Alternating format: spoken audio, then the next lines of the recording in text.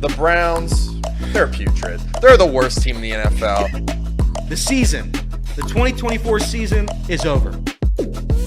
Lamar Jackson can't win the playoffs. He'll win a third MVP, though, so that's great. Drew Sample is the most important piece of the Bengals offense next year. Go Joe Burrow. He deserves to be MVP. I wish he was the Browns quarterback. Kind of mean that.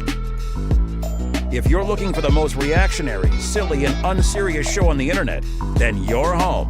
Live from Hamilton, Ohio, it's Off the Bench by Chatterbox Sports on 1410 ESPN Radio. Good morning, everybody. Welcome in Off the Bench, presented by United Dairy Farmers, Chatterbox Sports on YouTube, ESPN 1410 Wing AM in Dayton. Justin Kinner back with you here, back in studio. That's right. I know you guys missed me. I know it was like little withdrawals, Kinner withdrawals, but you know. Elliot misses the racing stripe. The racing stripe, you know. Yeah. That was a good racing stripe. It was. Whoever painted that, they did a good job. The big old brown stripe. It didn't look like Ohio State to me. It looked like a brown stripe. But what about you, Jacob? What did your eyes? Was this like that blue dress thing on I Facebook? I don't think so, because I think it was pretty clearly an Ohio State stripe. I don't know. It looked to red me, with black borders and to me it didn't look like that. But to each their own. Art's subjective. So we'll try it again next Wednesday. That's right. Because that's people could just be like, oh well, Kinner can't be here on Wednesdays. He should just not be on the show. But I've never been about giving people what they want. you won't let them off that easy. No, absolutely not. I get paid way too much. That's right. To take off on Wednesdays. That's right. We're all in this. We're all in this business for the money. At the end of the day, that's what they say about sports media. Everyone's in it for the money. That, the UDF ice cream bars. That's everything. right. We're in it for absolutely everything. But Justin Kinner, Casey McAllister, who I'm beginning to believe just uses the roof as an excuse not to show up for work. In my head, you sleep under the stars. We tried to give you an out. The viewers did not believe that you're actually taking off for a roof. And then we send you an invite and you just ignore it. Like, what the hell? I was on the roof working. I was working on the roof, so I didn't see the email. That's unbelievable. Isn't that convenient? He worked on that story the whole way in. I was done with the roof at around like 12:05. Look at my phone. I see that there's a message, and Jacob's like, "Come on, get on, hop on." I was trying to help. I was trying to be a friend. I know. I don't know what I need to do. I guess I need to I was just my brand new slandering you. roof. I was just trashy. I showed up. I found a way. You could have been hammering on the roof and just like looking at the phone like this, like every once in a while. I don't know. Yeah. I just had some final touches yesterday. I had to put the cap on everything on the roof, and did you guys put the whole thing on yourself? Yeah. And I can't even change batteries in a remote, and you're over there putting like a whole roof on. That's pretty cool. I'm not a very hands-on person. No. So that's pretty impressive. Not gonna lie. Shout out to my dad. Shout out to my uncle, my sister, my mom for helping us out. They weren't all doing the same stuff, but we all contributed to the I imagine roof. Casey on the roof being like, "Oh man, it's so hot. I need a drink." And his mom and his sister are just like hammering in shingles, and he's grabbing an ice cold water, sitting on the couch for 15, 20 minutes, turns into 30, and ignoring mom Jacob's and sister text, are just grinding away. Tough. Well, it's tough. I can't even refute that. Can't even. But the most important thing is the roof got done, correct? Yes, it's all done. Good stuff. It's all settled in. And then I also, before that, was working inside the house too. So it's all done. Everything with my house is done. My new fridge is coming in. Nice. I have been without a fridge for like 2 weeks. I went and paid for it yesterday. Look at you. It's all going to be taken care of here soon. I'm done working on the house for a while. You can afford a fridge and have all this PTO. I'm so jealous. When I grow up, I want to be Casey. That's right. That's the dream. Fair. No, glad to have you back. Did you guys see with that hurricane going through? That's just absolute devastation. But Tropicana Field, the whole roof came off the top. Have you guys ever experienced like a hurricane? Have you guys No, there was a tornado, I believe, touched down pretty close to campus one of my years in Tuscaloosa. We were all in the storm shelters and stuff like that, but never a hurricane and nothing really too scary on my end. We had the remnants of Hurricane Ike, right? Was that what that was? I'm pretty sure that's what it was called. There was the remnants of Hurricane Ike that came through here. And I remember being at Kings Island, and when the winds started, I was at Kings Island. They'd evacuate the park, and I remember vividly like trees being ripped from the ground and flown around. But I've never been in the eye of a hurricane. I've never been anywhere close to that. So when I proposed to my wife, this was quite a few years ago. It was Hurricane Sally. We were in Pensacola. And we're heading down, and this Hurricane Sally was heading towards New Orleans. And we're like, well, we'll go because we're going for the full week. The first couple days will be a little rainy, but by the back end, we'll get the full, beautiful Pensacola, Florida weather, blah, blah, blah. So we get there. We know we're going to be hunkered in for a couple days, and then we go to sleep that night, and we wake up. And in the middle of the night while we were sleeping, that storm had shifted, and it was coming right towards us. Oh. So by that point, you could either get in line with the thousands of cars that are trying to head out and just be stuck in traffic while that thing hits, or you just hunker down. The condo we were staying in had survived Hurricane Ivan like 15 years before, which was like a Category 5. It was one of the most devastating hurricanes that Pensacola's ever had. So we stayed in. Like they said, hey, that's actually the safest condo you could be in is the one that we're staying in. So we stayed. The eye of the hurricane passed right over us.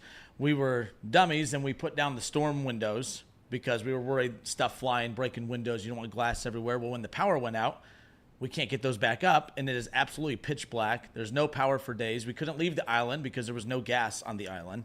You know what I mean? Like the bridge, the hurricane had damaged the bridge, so we couldn't leave the island that way either. It was just an absolutely horrific 3 or 4 days. Wow. But it was kind of cool. Some of the bars on the island said, hey, we have all this seafood that's going to go bad. So they fried it all up, and anyone that stayed, like, by the way, not being like, I don't want to be insensitive to people who are going through this hurricane, but I've always said, it's a hurricane. Leave. Well, and it's not that I don't feel bad for you if you're damaged by a hurricane, but like you chose to stay. Well, I was that guy. Yeah. We stayed. So I didn't need anyone feeling bad for us. But we got the free food on the island, and I proposed that weekend. So at least something good came out How about of it. that? There you go. So there you go. Hurricane Ivan, 2004.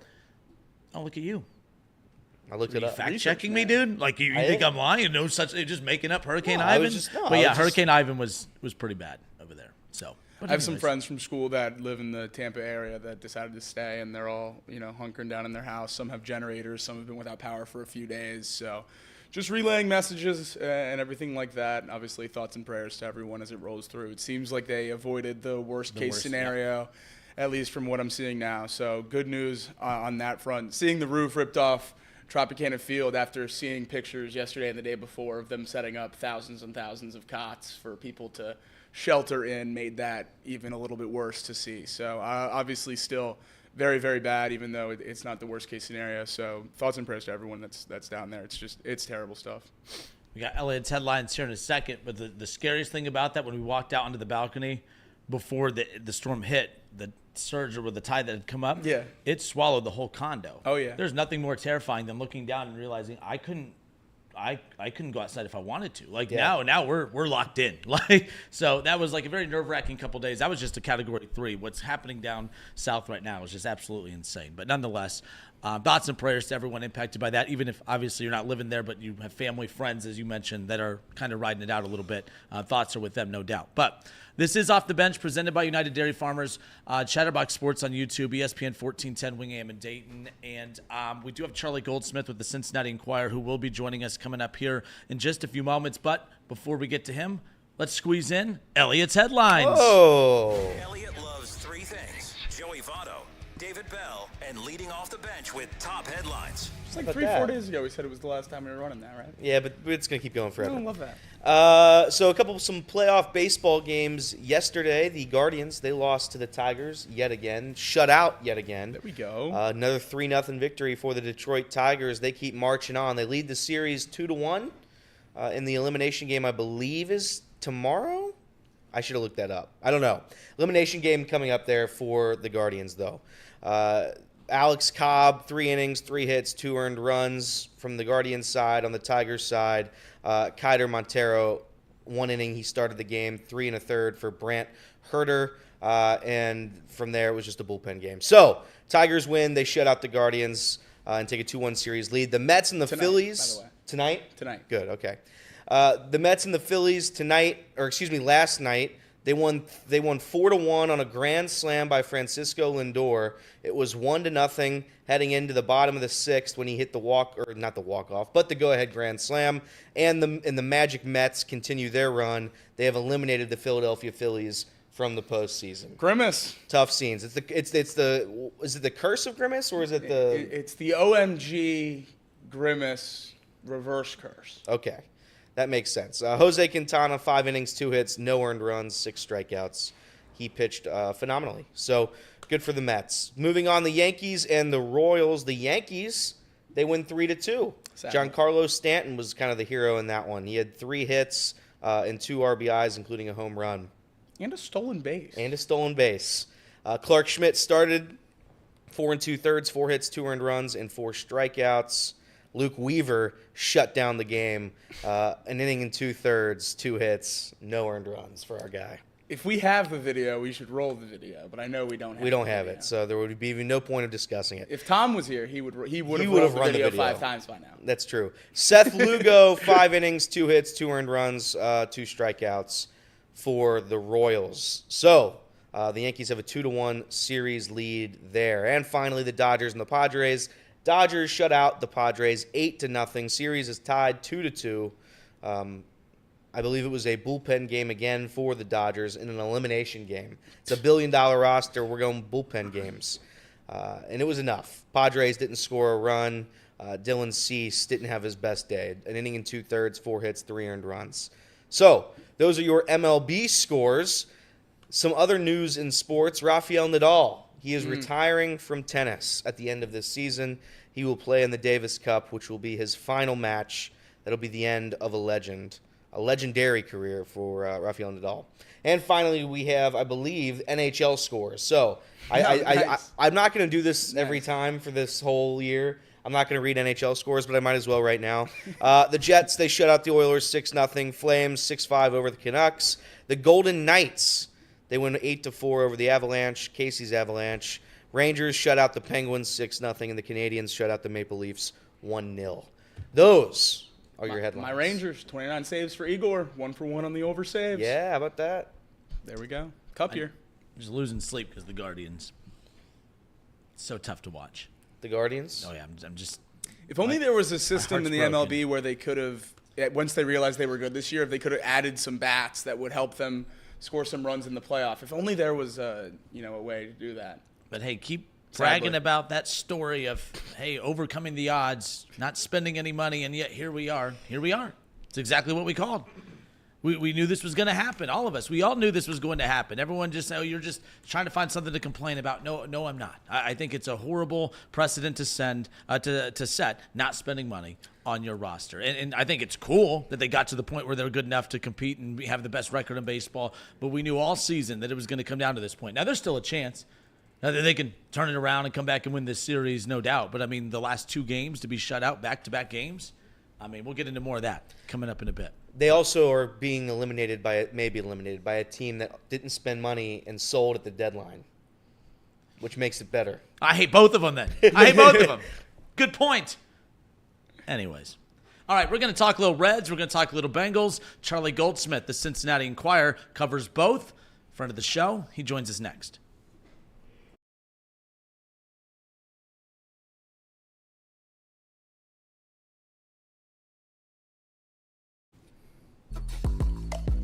Justin Kinner, Casey McAllister, Elliot Rearing, Jacob Tissett, back with you here on a Thursday. This is Off the Bench, presented by United Dairy Farmers. Of course, we're live on Chatterbox Sports on YouTube, and of course, if you're listening to this in Dayton, it's live here on ESPN 1410 Wing AM as well. It's been an interesting couple weeks. We've been watching, diving into the slow start for the Cincinnati Bengals, 1-4 on the season. Of course, they got a big one with the Giants on Sunday Night Football, and then the Cincinnati Reds. We're talking a lot of Reds in October. Unfortunately, it's not baseball, but we are talking Reds because, of course, they move on from their manager, David Bell, with 5 games to go in the regular season.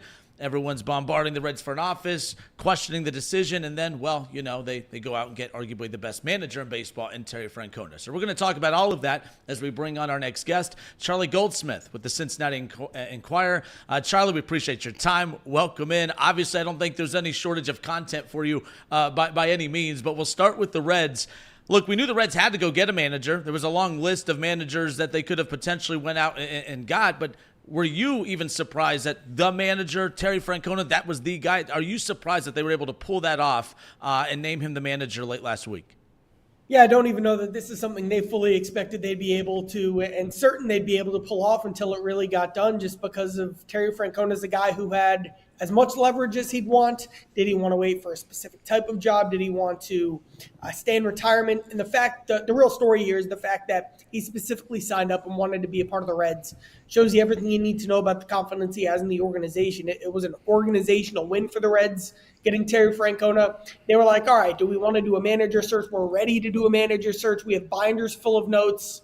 Wait, or we could go out to let's go out to Tucson tomorrow and see if we can get Francona before we even get this process really started. That shows you how much separation there was between Francona and candidate number 2 on their list. They went out and got their guy, and now I guess the rest of a new window for the Reds starts. You mentioned that it's kind of a new era here. We have I think a hope in the city that the Reds are going to go spend money. When you bring in Terry Francona, you're going to go out and spend money, help the roster out. I think, for the record, they spent money this past offseason. It just didn't work, given how many injuries occurred.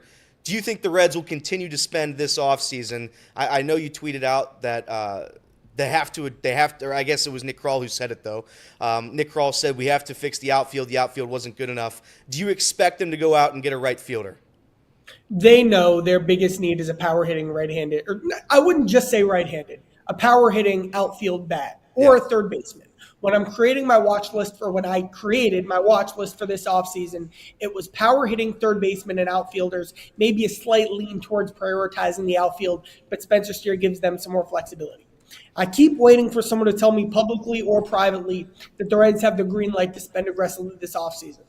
No one's told me that. The biggest theme has been uncertainty. We even had Nick Kroll saying on the record, I don't know what our budget's going to be, and I don't know how the TV stuff, Bally going potentially bankrupt, is going to impact all this, and we might not have that final answer on the budget until the end of October. Not an ideal place to be whatsoever. That's why I have a lot of trade candidates specifically on my watch list for the Reds to add this offseason. I would say, even looking at the market, unless you can go out and get Santander, who would be the equivalent of getting Terry Francona on the free agent market this offseason, the best guy to get the Reds exactly what they need would come through the trade market. They have a surplus of guys in A-ball who I think other teams would be interested in. That could create a starting point for a groundwork for the Reds to get that type of player, or really multiple outfielders, which they could add.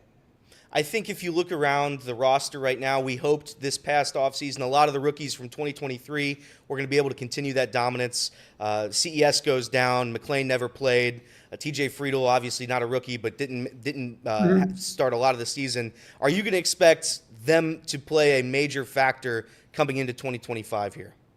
Well, that's the thing. Something someone told me down the stretch was, for this to work, our aircraft carriers have to be in the building, and that's kind of a big picture quote. But you get what I'm saying here. Yeah. For this whole thing to work, they're not going to get Juan Soto, but the Reds have to go out and match Juan Soto or whoever they'd face in a potential playoff series down the road with the internal guys they're developing. And it's funny, too, look at the St. Louis Cardinals, a fascinating offseason for them.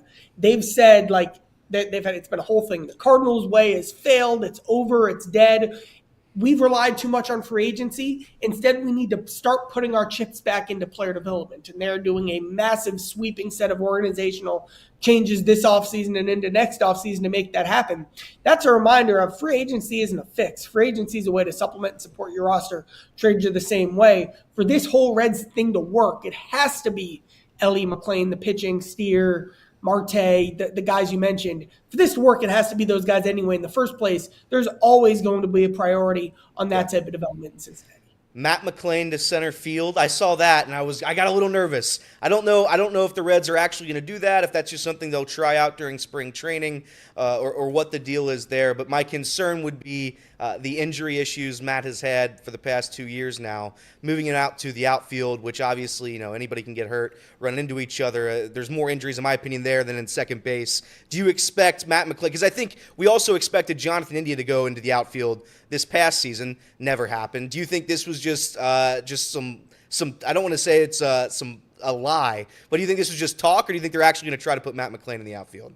So here's where they're at, and kind of the genesis of this was McClain wants to, or he played in the fall league the other day. He wants to be playing a lot more in the fall league, but the fall league's its own thing where it's hard to get at bats, and only certain guys can get certain amounts of at bats guaranteed. So what McClain told the Reds is, I'll play anywhere in the fall league, and the Reds are like, this is kind of interesting. And as you look at wanting to create the most flexibility for your roster as much as possible, all they've guaranteed is, McClain will play multiple positions in the fall league. And if McClain plays, he wants to play wherever just to get his at-bats. If he plays center and he looks good, they're keeping that window open towards having that be a conversation for the regular season as well. Let's say, there's really only one situation where it would make sense for him to play center, which is if the Reds got a great third baseman. They'd then make Santiago Espinal, or a good third baseman. They'd then make Santiago and Espinal, let's say, their everyday second baseman. I think he'll have a bigger role than you expect next year. And McClain's obviously a priority over Espinal. But if you're then also not able to get the outfielders you want, well, then you put McClain in center, Steer in left, and say Friedel in right. Maybe that's your best 9 with India as your DH. Maybe that's a situation where it makes sense. There's still a long way to go to get there. But when I asked Nick Kroll, is Matt McClain your second baseman? He said, no, we're going to see him look at different positions in the fall league. My final Reds question before we switch over to the Bengals. Starting pitching, again, it was the best starting pitching season I've seen in a long time when they were healthy. Going into this coming season, you have the pitching depth. You have it in the minor leagues. You have it in the major leagues. Do you expect them to go out and I know there's a report that they're actively pursuing Sonny Gray. Do you expect them to go get another veteran starting pitcher, or are we going to roll with the guys we have? Yes. Now, Sonny Gray is very interesting. We know the Reds are interested in him because they offered him a significant deal last offseason. I do get the sense, though, that now the whole money, Bally Sports, payroll, that's all a factor when you're looking at these conversations. For going out and getting a guy like Sonny Gray. Also, I will note Sonny didn't have as good of a season as you think he did. Not you, as general, plural you, think he did last year. That's something to keep in mind. They'll add a veteran starter. Yeah. But also kind of a huge story here that hasn't been discussed enough is, Derek Johnson and the pitching coaching staff has challenged Abbott and Lodolo specifically. Guys, you got to have a great offseason this year. You got to fix specific, parts of your overall makeup athletically, and not that they weren't doing it beforehand. Lodolo especially, he couldn't work out last offseason because he was coming off the injury. But they've told those guys, you've got to have big off seasons. It's got to be a best shape of your life type spring because they've worn down, especially Lodolo. It's led to minor injuries. Abbott, it's led to drop-offs in performances later in the year. And they've told them, guys, you've got to be stronger more overall to complete a season. They want that from them. And then I would certainly expect they'd add some sort of pitching help this offseason. Shifting our focus now to the Bengals, injuries obviously played a major role in the Reds season, getting it off track. And early in the Bengals season, we've seen injuries play a big role as well. And it almost got a lot worse this last weekend with Amarius Mims and Zach Moss both going down. Both were able to return to the game. But is there anything with either of those two guys that you think could linger and cause some bigger problems as the season progresses? I don't know. Of course, with Mims specifically being an ankle injury, an injury he dealt with last year in college, full participant yesterday. I'm confident overall in the place that he's in right now. Don't have anything new on Zach Moss. We didn't get an update about Zach from Zach on Wednesday, and I guess we'll see where he's at today. He was in uniform on the practice field yesterday, even though he wasn't practicing, so that was strange, but I guess we'll see what happens there. I don't get the sense that that's major, though. He was walking around, obviously not fine, but he was walking around pretty fine yesterday. On the defensive side of the ball, B.J. Hill obviously returning last week, made a big difference on that defensive front. And then Sheldon Rankins returning to practice yesterday. Zach Taylor still seemed pretty non-committal about him playing on Sunday. Do you think he looks like he's trending in that direction, or will we expect another week without Rankins? That's the thing specifically with hamstring injury. The best answer here is I don't know. Specifically with the hamstring injury, what you have to do is you have to get that guy on the practice field. You have to see, even like they were the catapult chips, you have to see analytically how he's moving, and that informs the decision. So I know there was a lot of optimism before practice on Wednesday and leading into Wednesday about Rankins. I don't have the analytic data from Rankins' practice yesterday. So that's, again, the most accurate answer I can give is I don't know, but he continues to trend positive. Sticking on the defensive side of the ball, obviously the main concern for the Bengals as we progress through the season so far has been the play on defense. Joe Burrow and the offense nearly perfect week after week, and the defense still allowing so many points. We heard Mike Hilton say yesterday that they had a players-only meeting to talk about some of those struggles. Obviously a big negative connotation with players-only meetings, at least for fans and other people around the team. Is there anything more on that you have with that players-only meeting, or what it could mean for the Bengals as they go forward? Yeah, of course it meant something. I'll say this as well. Like the Bengals defensive leadership structure is built around a series of scheduled players only meetings within specific position groups over the course of the week. So these conversations already had organically been happening when the defensive backs meet on Tuesday, when the back seven guys meet on Fridays. They've already had these types of conversations too. Now it was more formal, sure, a more formal way to get these conversations going, but they know they're not playing well defensively. They know there are specific things that they're not doing well enough. They know specific guys aren't playing well enough. And ultimately, my opinion on players only meetings is you can meet all you want, but when Von Bell still can't get downhill enough to catch up to Derrick Henry on that last run of the game, when your defensive linemen still consistently aren't winning one-on-one enough, when you have, Jermaine Pratt not in the same position on plays against the pass that he was in 2022 when he was playing the best football of his career. And I could go on with that when you have Cam Taylor-Britt's technique sliding downhill completely in games compared to what he's doing in practice. Like, that's the stuff that has to get fixed for me. It's very almost X's and O's and Jimmy's and Joe's players-wise for them. It's not a mentality. It's not a thing they're missing. It's just where the unit is talent-wise right now. A few weeks ago after the loss to the Commanders, Joe Burrow said that he was going to try to take a more vocal leadership approach. Have you noticed a big shift in the way he's acting around the facility and around the team so far? Burrow even already, that's kind of been a theme all season, even before they had this slow start. Burrow is more vocal about suggestions about play calls and scheme stuff and more vocal about what style of play the Bengals are going to play with than he's ever been. And what you've seen here is the Bengals aren't making decisions to keep their defense off the field, which I bet 75% of the teams, maybe 85% of the teams in the league, you'd see them run the ball more, try to sustain longer drives, try to do things to help the defense with their play calling on offense. The Bengals aren't doing any of that. And that to me is a reflection of a tone or a style of play that Burrow is trying to set, implement, and maintain. Burrow's doing everything he can. I think what's gone understated this week is, we focus so much about the overtime play calls. Let's talk, sure, completely valid. Also need to be talking more about everything Burrow did to get the Bengals up to that point. One of the best overall games he's played, specifically the plays out of structure, creative throws, dynamic, athletic throws that he was making. Such impressive play from Burrow over the last month. Again, he's more than doing his share to keep the Bengals in the mix right now, both on the field and off the field. Charlie, I mean, you talked about the play of Burrow, no doubt. Like, obviously, if this defense is just average, Joe Burrow is the front runner for MVP. I know it's so early, but it's a month and some change. But with that being said, like, I know we talked about this on yesterday's show. There's a lot of things we talk about where people say, well, the Bengals don't. That's not how they operate. They don't do that. They're not aggressive in this certain capacity here. They don't. The trade deadline's a few weeks away. Watching Joe Burrow play the way he is, assuming the defense doesn't get better, it's just I have a hard time sitting back and truly believing, no matter what the reputation of the Bengals front office has been in the past, I just have a hard time believing that even they could sit back, watch how he's playing, and just say, well, Joe, best of luck. Hopefully these guys figure it out. Obviously, with the deadline a few weeks away, I know there's still quite a few games before that, but like your thoughts on that approaching, are there any rumblings of any potential changes that could come to help this defense, to help Joe Burrow, to ultimately help this team? No. I mean, the example I go back to was 2022. Cheeto gets hurt. I think it was maybe even the day before the trade deadline, and that was a glaring need. And remember, Cam Taylor-Britt against Cleveland on that Monday Night Football game played terribly. He had two moments where Lou literally told him, never do that again.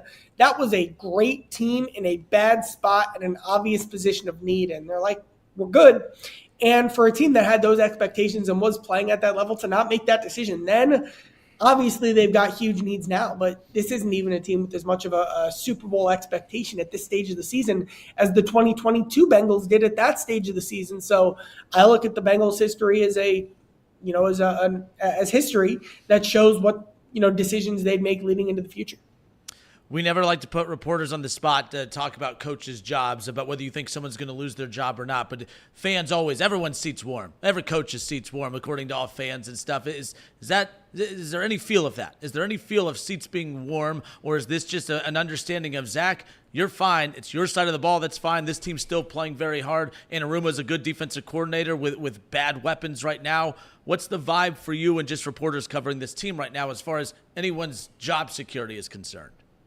When I look at the blame on defense, I look at personnel. I look at the whole vision that Von Bell is supposed to fix this defense, and that hasn't happened. I look at missed picks like Jordan Battle. So far, these guys are early in their careers. Joseph Osai, obviously Zach Carter now, that book is out. I could keep going listing guys defensively, but now a lot of these young guys, DJ Turner, Cam Taylor-Britt, like the book's not written on their careers. They've got plenty of time, but the window is now. And they've been too late for the Bengals, even dating back to last year, to maximize what they were capable of based on what they were getting out of those young draft picks defensively. So I look at it overall as a talent situation. Now, any defensive coordinator for a team that ranks in the 30s in points per drive, let's say, of course that seat would be warm. For anyone in any situation around the league, for a team whose defense wasn't good the year before and then would be in the 30s, the following year, which would be this year for the Bengals. So that's probably more of a conversation for December. Let's see how this unit evolves over the course of the season. But, entering the season, let's just say the Bengals ownership and front office couldn't have had more confidence in Zach and Lou. Now, I still sense all the confidence in the world in Zach. Lou's got to figure some stuff out, but I still know that he's one of the guys that they want in the driver's seat, say, game planning for Patrick Mahomes, which is where this is all going and trending. Ideally as the end of the road for what they've been trying to build all along. So let's see what happens. I don't sense any urgency, though, or any quick decisions coming for the Bengals. Charlie Goldsmith, Cincinnati Enquirer, awesome enough to give us some time. Charlie, you're the best. Thank you so much, and I'm sure we'll be talking soon with everything going on with the Reds and Bengals. Thank you. Thanks, guys. Thank you. All right, we'll step away for a few moments. When we come back, more Off the Bench, presented by United Dairy Farmers.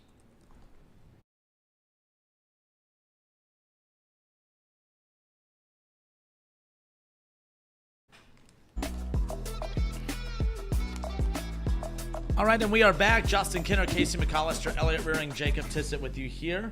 ESPN 1410 Wing AM and Chatterbox Sports on YouTube. There's one thing he said at the end that actually I never really considered or thought about. There's only one DC. There's only one defensive coordinator that has actually slowed down Patrick Mahomes, and that's Anarumo.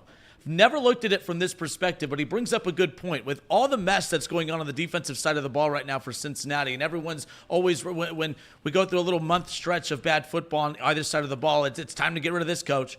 If it was a 1-4 start and the offense was bad, it wouldn't be on Burrow or the offense. It'd be on Zach Taylor. His ass would be gone, right? And now the defense is bad. It's Anarumo, who not even a year or 2 years ago was a candidate for a lot of head coaching jobs, and Cincinnati fans were worried that he'd be poached away. But here we are, a month and some change in, and all of a sudden Anarumo just doesn't know how to coach defense anymore. We need to get rid of him. Now, I'm guilty of that too. I fall for that stuff. Every time, my team's doing bad, it's time to panic and got to make some change. We got to stop, the snowball from, the snowball from continuing to get bigger. But he brings up a good point. That front office for the Cincinnati Bengals, they may operate as usual and say, hey, we don't make aggressive changes like this just out of nowhere. But the Bengals still have that one secret weapon that no matter how bad the defense is this year, Anarumo's defense is the only one that consistently seems to give Patrick Mahomes fits or slows him down to the point to where they're always in position to win those games. Never thought of it like that, but big picture, it is about Patrick Mahomes. It is about the Kansas City Chiefs. Some believe that's the problem that put him in this position to begin with, but big picture, interesting takeaway from Charlie Goldsmith on that comment to close out that interview. You have to get to the AFC Championship to worry about slowing down Patrick Mahomes and the Chiefs. Obviously, that's a big concern. When you make it 2 years in a row, that's on the top of your mind because you think you're just going to be there every year and playing the Chiefs every year, and you have to build a team to beat them. But at this point, we're seeing that team built to beat the Chiefs might not be able to get to the point where that matters anymore. We're 1-4, and it's because this defense is not playing well, and they played well against the Chiefs. They played a very good game against the Chiefs, held that offense below 20 points. A defensive touchdown held that offense below 20 points. It doesn't matter if you can beat the Chiefs and play close games with the Chiefs if you're going to lose to other teams. I understand that you think you got it figured out because you consistently can beat them, but if you're going to be 1-4 and miss the playoffs, why does that matter? As much as we like to point out to the one-offs, it comes down to taking care of business the rest of the other 16 games in the season. It's great that our defense played well against the Chiefs. It's great. You give up 20 whatever to the Andy Dalton-led Panthers. You get shredded by the Commanders, a rookie quarterback.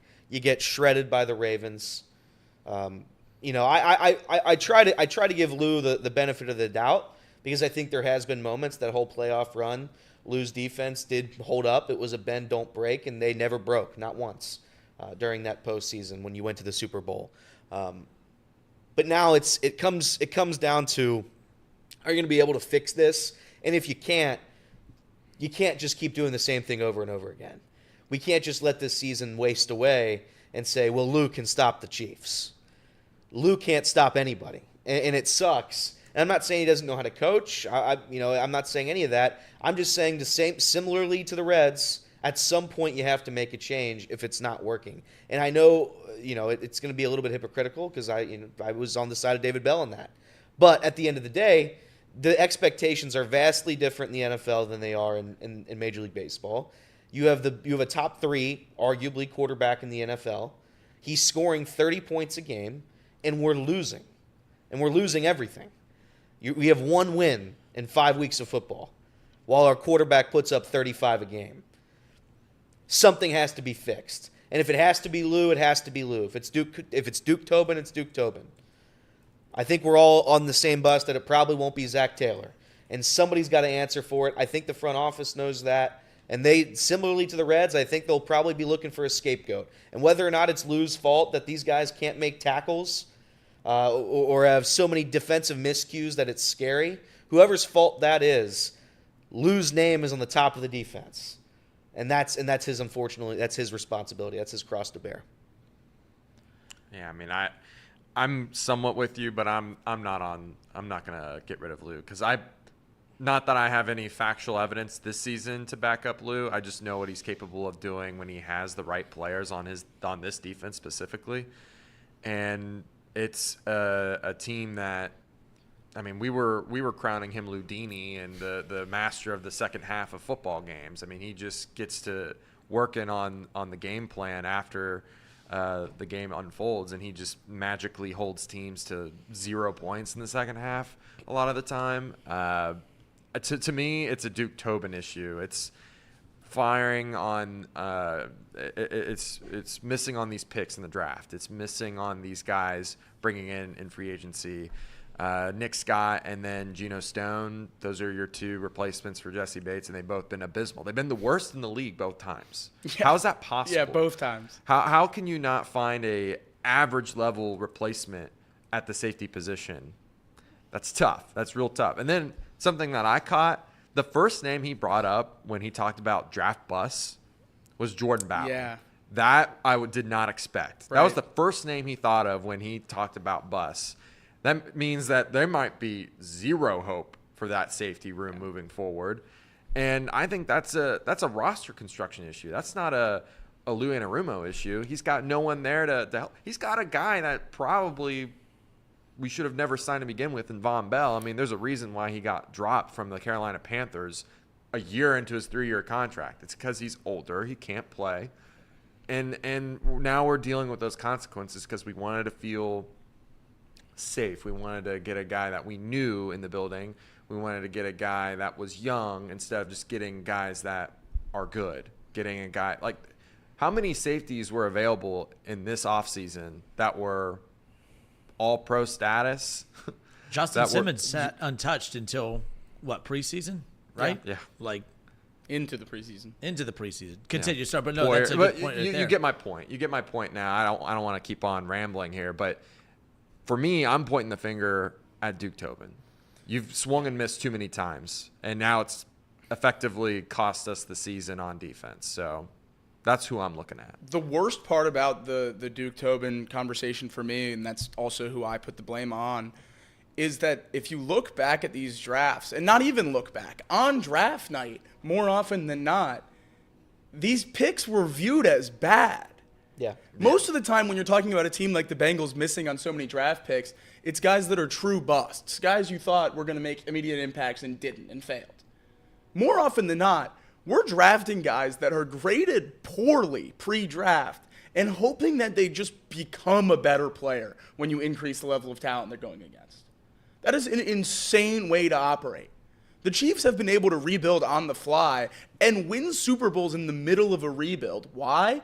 Because they continually draft guys coming out of college that have produced for multiple years at that level and proven they can play good football. The Bengals take good athletes sometimes that they hope can change their tape when they get to Cincinnati. Yeah. That's a crazy way to operate. When you have a quarterback like Joe Burrow and a receiver like Jamar Chase, draft guys that can help now. Don't buy lottery tickets. Yeah. You look at what the Chiefs have done recently, like with McDuffie, he fell like Right. 5-10 picks below where everyone expected him to go. And look at where he's at After now. being He's the best corner in college football. correct. And then you look at the edge rusher. I can't remember his name off the top of my head, but that was a guy Karlaftis. Karlaftis. That was a guy that the Bengals possibly were going to target before they picked Dax Hill, who was projected What a change as on that the would top. be. You swap those two picks, how much does that change this football team? Dax Hill and for George Karlaftis on this defense? It'd be I mean, unbelievable. we would be in a completely different spot. And it changes the Miles Murphy pick. I mean, it's just like Oh, a yeah. whole chain reaction of events that have happened that have cost this team. And it's just like, even Miles Murphy. I'm still not all the way out on him. I'm not either. But throughout the draft process, in early like February, he was probably the top 10 pick. But by the time the draft rolled around, he was fringe first round, possibly not even in the first round, and we still selected him with our first round pick when there was other options available to us that were, first round grades. But I'm not out on Miles Murphy, but you get my point. The strategy has been very, very poor. Zach Carter, a guy that we just recently released, wasn't even projected to be drafted in Top day 100 2. pick. Yeah, he wasn't projected to be a top 100 pick. He was projected to not even get drafted. That's insane when you make picks like that. And they've continued to do so. This year's draft class gave me a lot more hope because I thought there was a lot more picks that agreed with the analytics, the RAS score that I talk about all the time, the athleticism and whatnot. And certainly last season too, with Yoshi, that was a great pick. Things like that. And look how those picks have turned out, right? It's just a shame that we've come to this point now where it feels like they've swung and missed way too many times. And it's not even just the draft, it's free agency. And now we're sitting here just hoping and praying that those guys just get better magically. And that's just not how the NFL works. The dream, and I think the only hope for the Bengals really staving off I don't want to say rebuild because of the connotation of rebuild, and we obviously have the quarterback of the future, and we have some key pieces here on offense.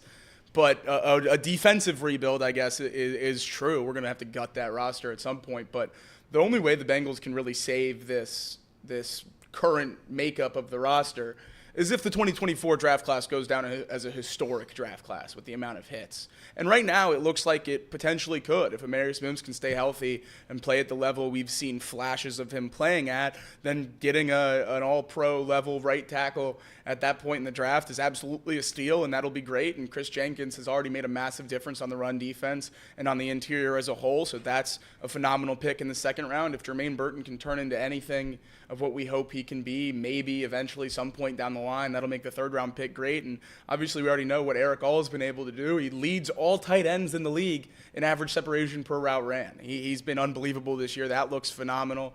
And if you can get Josh Newton to slide into the role, he's certainly going to get more playing time now with Dax Hill out and Mike Hilton's still dealing with an injury. So we're going to see a lot of these draft picks from 2024 playing a lot this year.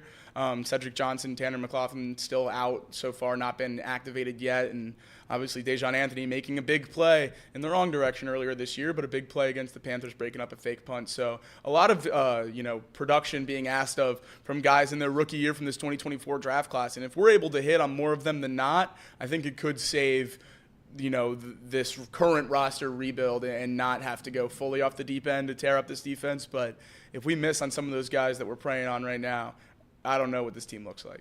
You mentioned All, you mentioned Burton, you mentioned Mims. First of all, yes, I'm glad you mentioned All because that's what I was sitting on over here. You lose T. Higgins after this upcoming season. We think right away, how do you replace his production with the wide receiver? I don't know if you necessarily do. I mean, if you can, if Burton all of a sudden just explodes. I think it was at Nico Collins. Nico was not dominant his first season either. And then look at him now. He's turned into a superstar wide receiver at this point. Like Burton can still develop into that. But hopefully Burton is the replacement for T as far as production is concerned. But if not, I think you could replace some of that production with All, who I think is different than any tight end that we've seen the Bengals have. But you just mentioned that. You mentioned Burton, you mentioned All, and you mentioned Mims. We're sitting here talking about the draft and the misses in the draft. Well, those are all offensive sides. Like that still doesn't necessarily address the defensive side. I know you mentioned Jenkins. Well, I'm saying if that can cheapen up the offense and hit on some draft picks, then you don't have to necessarily pay as much. I mean, we all know the money's always going to be wrapped up in the offense. But if you have an elite tight end on a rookie contract, a right tackle on a rookie contract, a wide receiver 2 on a rookie contract, then that's $20-30 million that you can transition to the defensive side of the ball. And like we talk about rebuilding, like the Bills are considered rebuilding, and they're not a bad team. They're just not the explosive team we've seen them in years past. The Chiefs, that's what's wild. Last year was supposed to be their rebuild year, and they go on to win it because they suck. That's just that's my professional analysis on the Chiefs. Like that it just stinks because the problem with using the Chiefs as the benchmark of, well, we got to be them to be successful. It sets everyone up to look like failures because the Chiefs are doing things that no other team has done. It was the same thing with the Patriots. For me growing up, everything was, we got to replicate the Patriot way. Well, you can't really put your finger on the Patriot way. Like there's just, that organization did things that if every other organization did it exactly as they did, they're still not getting that same result. It's sometimes there's no science to it. There's no blueprint to it. And I think that's the Chiefs at this point. Right now, the Bengals have to find a way to create their own blueprint and to be they have to maximize themselves. We mentioned this in the offseason. Cincinnati was a trendsetter for a bit. They were a trendsetter for me for how you look at a lot of these rosters that are built on the offensive side of the ball. There's a reason that the Eagles go out. They go out and they get Devontae Smith, but they needed an A.J. Brown. Right? There's a reason that the Dolphins had they go get Tyreek Hill. They give up a ton of draft capital to get him. And then you pay Jalen Waddle on top of that. Like, there's a reason that all these rosters, you look at the Seahawks, they load up their wide receiver room. That's because of the Bengals. Before the Cincinnati Bengals with T. Higgins and Jamar Chase and at the time Tyler Boyd, before that, there was not loaded wide receiver rooms in football. I mean, the big debate was, do you even need to pay one wide receiver? Now you have teams who are putting a big chunk of their money spent into the wide receiver room as a whole. The Bengals were a trendsetter for a bit, and they're sticking to that, which might be what's getting them in trouble because you forget about the other side of the ball. But basically, with everything we just talked about, it goes back to what we, it's called a weave, by the way, to weave back to what it was earlier. Did you see that interview, by the way? I'm surprised Jacob didn't know what I was talking about there. But anyways, no, that's not on Anarumo. None of this stuff's on Anarumo. We talked about the draft misses. We talked about the personnel. I guess I'm going back to, and I'm flip-flopping because I was on Anarumo earlier in the week, but I'm like, and you just heard Charlie Goldsmith say, this is a personnel issue. This is not a coaching issue. It's just how patient can the Bengals front office be and how patient can the fans be. Casey, send us out with this. How patient can you be? Can the Bengals continue on being this poor defensively to close out this season, waste a year of Joe Burrow's MVP status, and you still be patient and not put the blame on Anarumo? Ooh, man, if they refuse to get Joe Burrow help when this team sits at a couple games below 500 and we're right at the trade deadline, I'm going to be very upset. Very upset, because this is the 1 year that you said we're going all in with T. Higgins too. Like this is the one season with the offense too that you feel like it's firing on all cylinders, and you only get this for 1 year. At least with the plans for the future as of right now, you don't plan on paying T. Higgins. But maybe that changes. Maybe they just go with Elliott's idea of the identity being complete, just the top offense in the league and the worst defense in the league, and they just win ball games that way, which just doesn't sound sustainable. But my point is, I'd be very upset if they don't try to find help. It's not the Bengals' way. That's just what it comes down to, and that's unfortunate. Yeah, you saw the smirk on Charlie's face, like, no. Like, yeah. He goes, they're not going to do we already know that answer. And that's, I mean, I don't know why I got a kick out of that, but as I'm asking that, he already had the smirk on his face waiting to say, no, it doesn't matter. It doesn't matter how much, I mean, Joe Burrow could be drowning. They're not going to throw him a life reserve. They're not going to help him. And that's insane to me, but that's a conversation for a couple weeks from now if that development actually takes place. All right, we'll close out any, we'll come back, and any closing thoughts on our conversation with Charlie Goldsmith. We'll get into some college football stuff around the corner. Ohio State, Oregon, those two powerhouses, 2 versus 3, going head-to-head on Saturday night. Two teams who desperately need a win, but which one needs a win more? We'll get to that coming up in a bit as well. Little Reds talk when we come back from our conversation with Charlie Goldsmith as well. Don't go anywhere.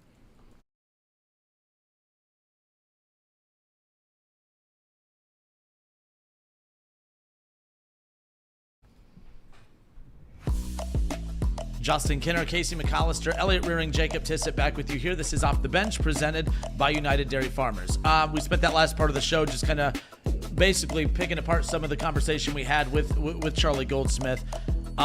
Closing thoughts on the Bengals from our conversation with him. We joked about it to close out that last part of the show, but we asked if there's any help on the way. Will they make any changes at the deadline? It's an answer we already knew. Yeah. But when you hear a guy that's locked in with the Bengals as much as he is, and Charlie Goldsmith basically just kind of smirk at me when I asked if they were going to help Joe Burrow at all, he said no.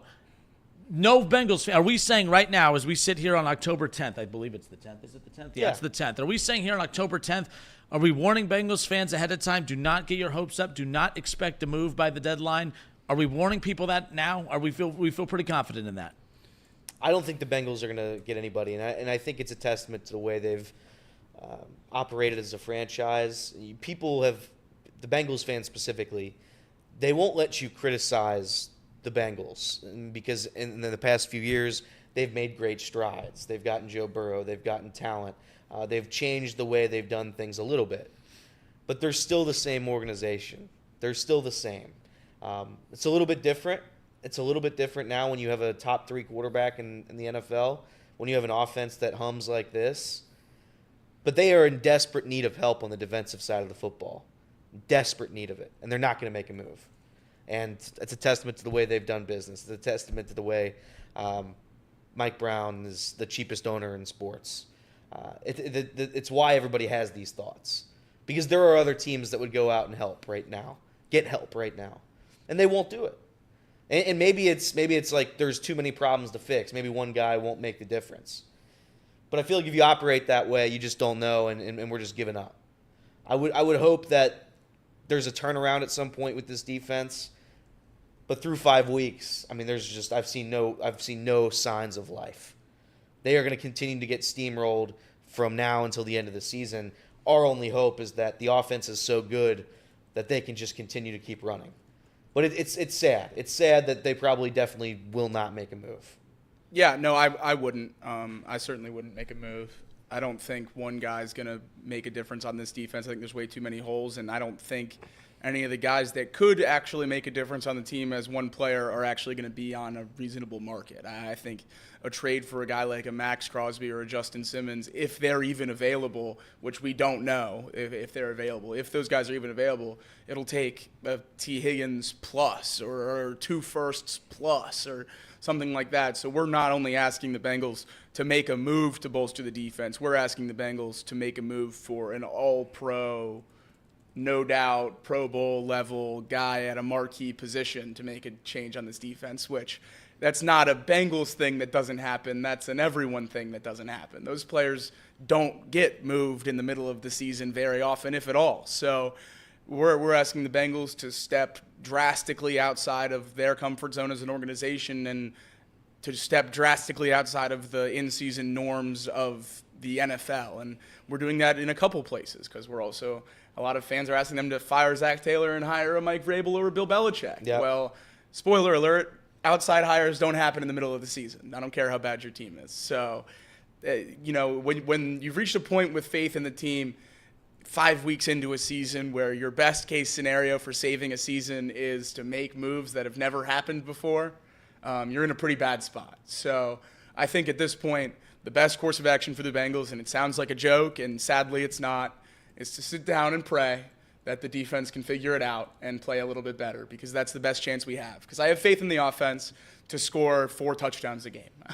I have faith in the offense to put up 28 points a game, and hopefully McPherson can tack one on, and there's 31, and then you pray that the other side of the ball can play below average defense and just not be the bottom of the barrel. LA doesn't want to see McPherson. And then, that's quitting. Right. If I see McPherson, they quit in the first quarter on the opening drive. It's like And I know what you meant. I'm just giving you a hard I time. know but it's at the same time, it's like you're settling for a 55-yarder. In what world?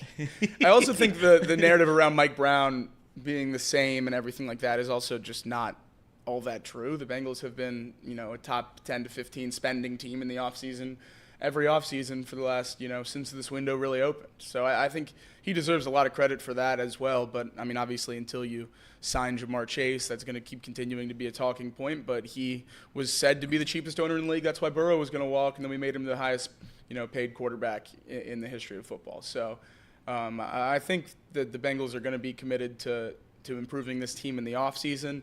It's not feasible to ask them to go get one of the best players in the league in the middle of the season to save this defense. Well, by the way, my point on that was not that he was the cheapest. I misspoke. No, I know what you mean. The point is that he is, out of all the owners in the NFL, he has the least amount of money. That is true. Well, with Packers fans. The Packers, technically. The Packers fans have less money than Mike Brown, but it's close. So, interesting you guys bring this up. And by the way, Cincinnati Enquirer, who we just had Charlie Goldsmith on. But this came out on October 7th, just a few days ago, from the Cincinnati Enquirer. Bengals owner Mike Brown makes Forbes' richest people in America list. Wow. There we go. Was it top 1,000? I think this is bad for him. Cincinnati Bengals owner Mike Brown and his family are among the richest people in the United States, according to Forbes. The publication recently included the Brown family on Forbes 400, its annual ranking of the 400 richest people in America. I missed it by this much. I'm a little upset. According to the October 1st report, Brown and his family ranked, what do you guys think, of 400 people? 400 of the richest people that Forbes just put out this list. Where do you think Mike Brown ranks amongst the 400 richest people in America? 397. We got 397. 397. We got 398. 398 and 396. What we got? I've already read the article, so Damn it. I know what the answer is. Yeah, I mean, I want to say 400. What do we got? Like high. So, again, it's annual ranking of the 400 richest people in America. According to the October 1st report, Brown and his family ranked 338th with a net worth of $3.9 billion. Wow, good It's for the him. first time he has ever cracked this list. So we know he's, the poorest owner in football, but he's officially a billionaire. And we see other billionaires who own these football teams who invest some of their own money into it. So I don't feel bad for Mike Brown. I don't feel bad for, when we talk about their biggest problem is it's not money. It's just stubbornness. It is in my eyes. And this isn't I'm not taking a shot at the Bengals. This is a Mike Brown shot. I don't feel bad for him. He's the poorest, because that's the out. You're the poorest owner in football. $3.9 billion. There's a lot of billionaires who own football teams who will use a lot of their money. We talk about cash rich. They use a lot of their own money to help invest into their team. Is this an investment or is this a passion? It seems, again, football's been his life. Don't get me wrong. I won't question that when it comes to the Brown family. But at a certain point, you have a rare opportunity. You have Joe Burrow. You have a rare opportunity here. This isn't just any old year. This isn't the Andy Dalton-led Bengals where, is this the year that I go and use my money to invest heavily? No, this is a Joe Burrow run. You're not promised to get another Joe Burrow. I mean, look, between Joe Burrow and Carson Palmer, let's take the drama with Carson Palmer out. The gap between Carson Palmer and Joe Burrow is still pretty wide. You're not promised to get even a Carson Palmer once a decade at this point. So, I don't know. I don't feel bad for Mike Brown at this point. What you got, Casey? So the original question is... Was there a question? My bad. I honestly don't know. The original thought or the original point of the discussion of this segment was, do we think that they're going to do anything at the trade deadline? Are we telling fans that it's basically a no-go for this year? And the only thing that gives me hope, and the only reason why I'm not going to bash Mike Brown yet, is that he's getting older. I know that's not usually a topic or a discussion point that gets brought up very often, but he is getting older. Reminds me a lot of the Jerry Jones kind of thought process. I don't have that long to see my team win a ring. And the fact that they've already had a lot of the dialogue has been all in this year. And yes, we can point at the difference, the certain moves that they made that maybe suggest that they're not all in. But to me, it feels like there is still a bit of that hope that he can maybe pull something off. Yes, we can criticize him for the money thing. Yes, in the past they haven't done so. Made moves. I'm just not ready to give that up yet. I'm gonna be the dumb fan and say that there is a little hope. Have fun. I'm gonna have some fun. that hope, and I'm gonna have that fun. I'm gonna daydream. It's like buying a lottery ticket, right? You probably aren't gonna win, but you can sit there and daydream. You just Think about bought a what you're gonna scratch do. off that has a 5% chance of winning, and you're just not going to scratch it off. And you're just telling yourself you won $1 million. Yeah, basically. It's a good way to operate. Yeah. So the Bengals have, and we'll do our NFL picks and all that fun stuff tomorrow. They have the Giants coming up on Sunday. Chatterbox Bengals. What do we have coming up with Chatterbox Bengals? When do we turn our full attention towards the Giants coming up? Well, what you have coming up with Chatterbox Bengals is that guy right there. Oh, That's right. Casey McAllister, the roof guy. Yeah, I'm gonna be hosting with Craig, Chatterbox Bengals tonight. We're gonna discuss Giants preview. Cool. The game. We're gonna preview the game, and then we'll probably discuss a few other things. I have something that I want to talk about that many fans probably aren't gonna like to hear. There we go. Involves the offense. So just stay tuned for that one. All right. Again, Chatterbox Bengals tonight. What time? 7. 7. All right. Good stuff. Right here on YouTube. So pretty cool. Casey, I'm looking forward to that. That's pretty neat. So, all right, that's coming up later on tonight. Charlie Goldsmith, final takeaways here. The Reds front. Anything interesting stand out on the Reds front? The one thing, we talk about the billionaire status of the owner of the Cincinnati Bengals. We know the Cincinnati Reds spending deficiencies, if you will. Not the cheapest team in the league by any means, but also sometimes they don't go that extra mile when they have an opportunity in front of them. But that Bally Sports deal, when people say that could not have happened at a worse time, and I feel like no matter what, even if they didn't get Terry Francona, we'd all be sitting here saying this is a bad time for it. But, man, it's like to be on the high of highs to get Terry Francona as manager, and we feel like they're about to turn that corner and capitalize on Terry Francona's presence. There could never be a worse time for this Bally Sports deal to really come crumbling through because, again, the Reds don't need an excuse not to spend money, and they're either going to use this as the ultimate excuse to not spend money or look at this opportunity and say, the hell with it. We got to spend our own money if we have to. We got to do what we need to do to take advantage of this window. I'm fascinated to see what happens. They'll have their budget set by the end of the month. But, yeah, you did hear Charlie Goldsmith bring that up, that it's not a good thing, this Bally Sports crumble, because that's a lot of money off the table that this Reds team is not going to have to work with. And we all know even when they have a full table of money to work with, the limitations that still exist at that point. That was my biggest takeaway and concern, if you will. All the momentum, all the positivity that's surrounding the Reds right now, that is my number one concern as far as what can dictate this offseason, and I think it's that right there. Yeah, the Reds need money. I mean, that's just a fact. So if the Bally Sports deal goes through, we're in big trouble. And that's just, I mean, maybe it would work out for the Reds in the long term, but we're not talking about the long term. We have Terry Francona for 3 years. I'd like to win during those or in this 3-year window, especially with Ellie De La Cruz. That contract is going to probably make its way into our minds here in either this offseason or the next 3 off seasons. Eventually, you're going to have to pay him, and if you don't pay him, it might be in large part because we don't have TV money anymore.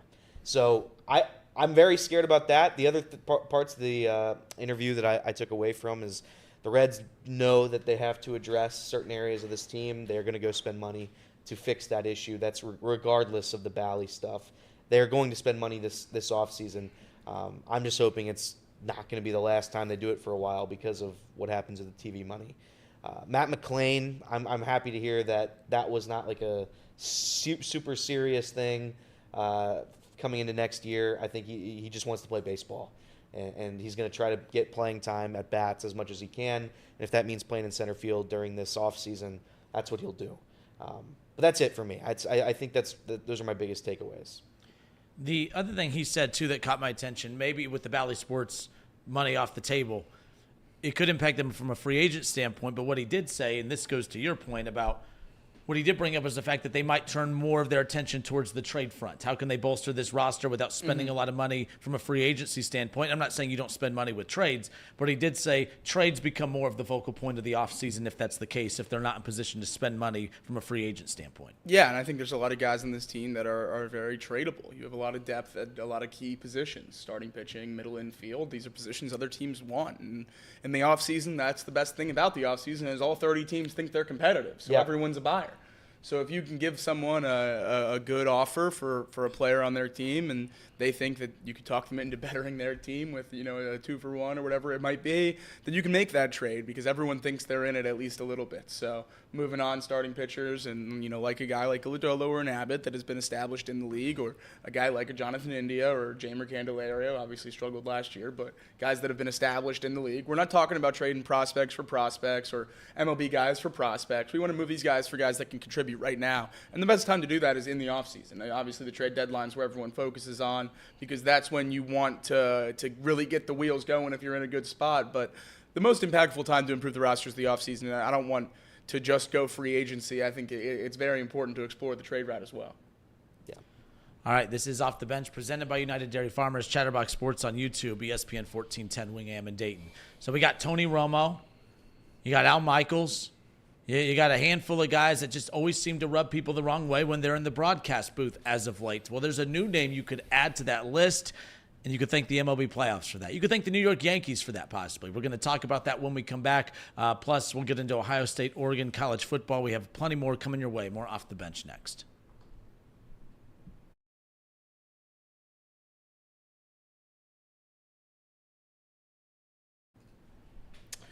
Yo, yo, yo. It's that time again. Time to pay the bills. Pawnee water. Hear that? Lovely, smooth water. Has no rocks in it. Just water. The ingredients. Pawnee water, made right here in Hamilton, Ohio, uses natural limestone filtration, unlike the artificial processing that other brands use. The result being a healthy alkaline water, and some say the best tasting water in the world. I certainly say so. Visit Pawnee Water at PAHHNI-water.com so you can buy this great tasting water. And Encore, the Bengals Report, proudly sponsored by Encore Technologies. At Encore, they deliver cutting-edge IT solutions for a data-driven world. From mobile computing and desktop support to advanced data center solutions, they help businesses enhance efficiency and productivity. What was that, Jacob? I said P. I thought we were going to spell it. No, I'm not spelling it today. All right. I guess that's right, Jimbos. Visit encore.tech where your path to innovation begins here. Other housekeeping items, hit the like button, share the show with a friend. It helps us bring in more viewers like you. Thank you. And Chatterbox Bengals later tonight at 7. That's right. That's right. Yep. Later at 7. That's going to be fun. And do we have anything else? Nope. Any other Champions, week from today. Week from today. Champions, week from today. Yeah, this is a very short one. So let's go back to Radio Land. What's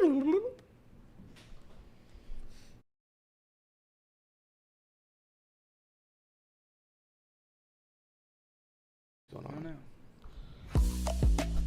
All right, and we are back. Justin Kinner, Casey McAllister, Elliot Rearing, Jacob Tissett with you here off the bench. Chatterbox Sports on YouTube, ESPN 1410 Wing AM in Dayton. Bob Costas, it's a big name in media. That's right. Why is everyone hating on Bob Costas? I like Bob Costas, or I think I do, right? Like, it's amazing to me.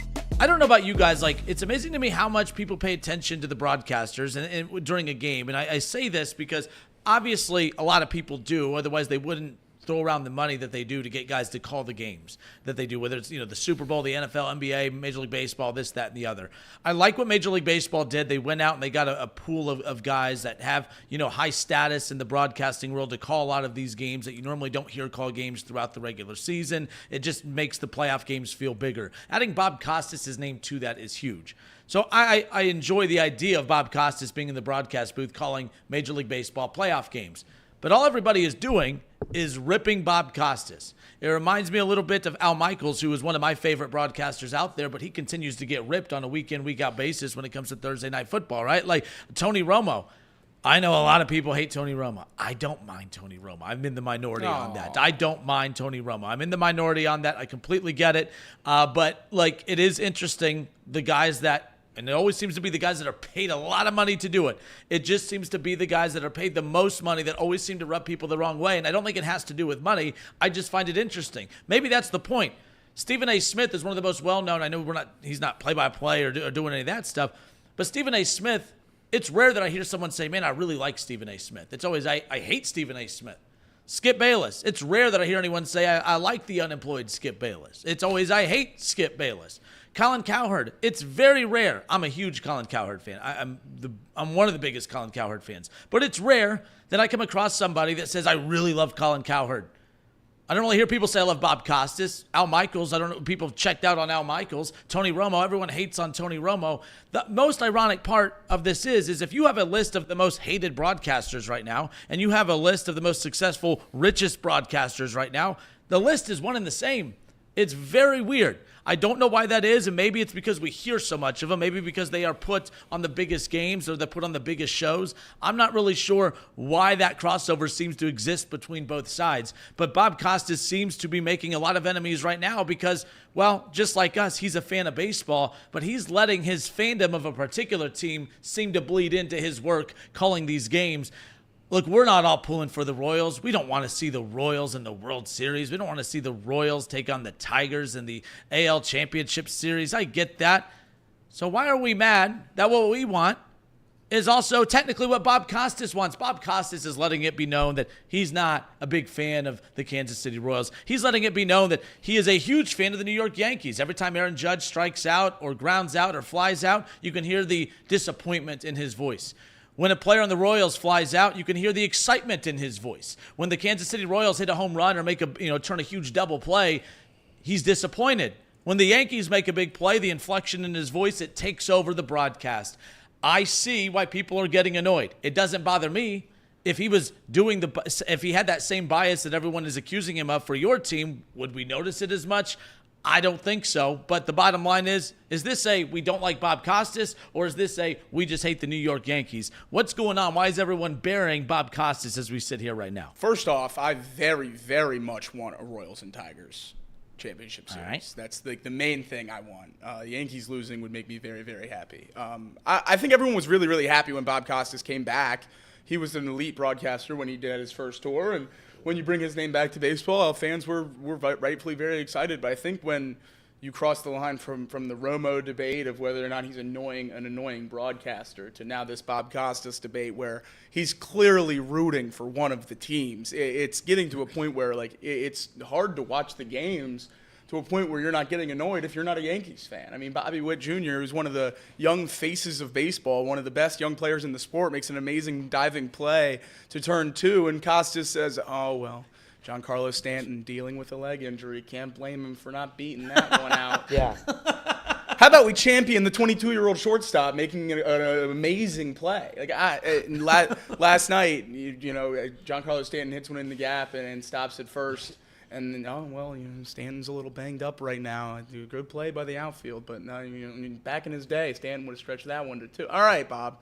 I don't know. At some point, I think this is one of the worst examples we've seen in a while of a prominent broadcaster in a big-time spot really rooting for one team clearly, game after game. I mean, after game one and it becoming a pretty big social media topic, you would have thought maybe he dials it back in game two and game three, but hasn't been the case. If anything, it seems to have gone up a notch, or maybe it's just being clipped more that people know to look for it. But, yeah, certainly not a good look for Costas, and I think it's a little different than the other situations. This is one of my least favorite things to happen to playoff baseball in a year where playoff baseball has been phenomenal.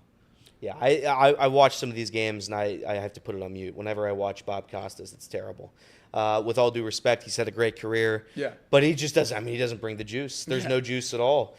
It was the It was the base hit last night that he called, and it wasn't a base hit. It's just terrible. It truly is. It's terrible. So hopefully, is he done? Do we know if he's done after this round? I don't know. I would imagine not. He's Bob Costas. Well, let's see if he's done after this round, because it's been horrible to listen to.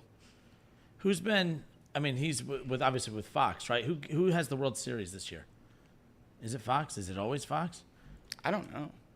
I'll look it up. We're off to good. I have no idea either. Like that, but no, I am curious to see who's going to be calling that. Fox. So a guy that I really like. Shout out to Adam Amin. I think Adam Amin's done a very good job. He's a newer broadcaster. I worked with him years ago. He used to call basketball for Valparaiso. Valparaiso used to be in the Horizon League. I called games for Wright State, so I'd cross paths with him multiple times. I enjoy his work. I think he's done a good job. I know he does stuff with the Chicago Bulls. He's done a good job. So it's nice seeing newer guys get sprinkled into the coverage with this. But yeah, Bob Costas has been getting all the headlines, if you will. The thing is, like, I just don't know what we want out of our broadcasters. For instance, I love John Sadak. John Sadak does a great job, right? But the biggest complaint about John Sadak is, man, the Reds, 15 straight losses, but those were 15 competitive losses, man. I tell you, like, he's over the top positive. That seems to drive people nuts to a certain extent. So we get mad when they're positive about our team. We get mad when broadcasters aren't positive about our team. We get mad, Barry Larkin doesn't have a lot of inflection in his voice, and, he just seems to say very mundane things throughout a broadcast. We get mad about that. That's an all-time Reds great. Tony Romo shows a little flair and excitement in the broadcast booth, but we get mad because it's not about our quarterback. It's about their quarterback. I don't know what we want. I don't know what we want from our broadcasters, because what you say we want from one, not you particularly. I got you. When we say when you say what you want from one set of broadcasters, you get mad at that same thing from the other set of broadcasters that brings that to the table. That it's just always fascinating to me to see what people truly want from their play-by-play and color analysts throughout sports. I think the debate for local broadcast and stuff is one that can be had, and I think is certainly an interesting one where fans can hold their own opinions, and I think that's really all it is at that point, is just opinions on how you want your own team broadcasted on your own network. But I think everyone can agree that on a national broadcast of a playoff game, you want someone who you don't know who they're rooting for. Yeah. You want someone who's broadcasting a baseball game, not being a fan. And I think when you come to local broadcasts and stuff like that, that's where a little bit of fandom can be great and can really make a broadcast have a little extra flair and make some of the calls incredible. I mean, how many calls have Sadak had over the last couple of years that are great? And I think it's because he really does root for the Reds. On those LA plays especially. Exactly. Yeah. The marquee plays that matter to Reds fans, he adds a little sprinkle into because he roots for the Reds. And I think that matters. But when you're on a national TV broadcast, and I know there's not just as many Yankees fans watching as Royals fans, there's certainly more Yankees fans, but they should all be treated the same, and they should all be able to watch their team play playoff baseball without feeling like the people broadcasting it are rooting against them. And that's really what I take away from watching this, is I feel bad for Royals fans, because how would I feel as a Reds fan if I finally get to the playoffs? I'm finally hosting a playoff game in my stadium, and the broadcaster on national TV is openly rooting against my team. The good thing is the Reds aren't a boring brand like the Kansas City Royals. But no, you're 1,000,000% right, because that doesn't help baseball. What baseball is trying to do is what the NBA does. You get boring markets in the finals all the time. The Denver Nuggets. There's nothing exciting about the Denver Nuggets, but what they do is they make it about Nikola Jokic, right? It's about, you have to make it about the stars. So it's not Kansas City versus the Yankees. It's Bobby Witt against the Yankees. So we assume the Reds are a good brand. I think they are. But if they're in that spotlight, it's going to be Terry Francona's Cincinnati Reds with Ellie De La Cruz going up against the Chicago Cubs or, the Dodgers in the NL Championship Series or something. It's about the star player. Baseball, I don't know what kind of talks they have with their broadcasters, but, like, baseball does need to do a better job now with this youth movement in baseball. It does need to be less about the teams. They need to stop doing this Yankees-Red Sox every Sunday night baseball routine on ESPN. It does need to be more Ellie De La Cruz against Shohei Ohtani. It needs to be more Bobby Witt against Ellie De La Cruz. It needs to be more star versus star. If you want to grow the game, that's how you do it, not always forcing the markets down everyone's throat, because we get reminded of that in spending. Yeah. We get reminded about that in free agency.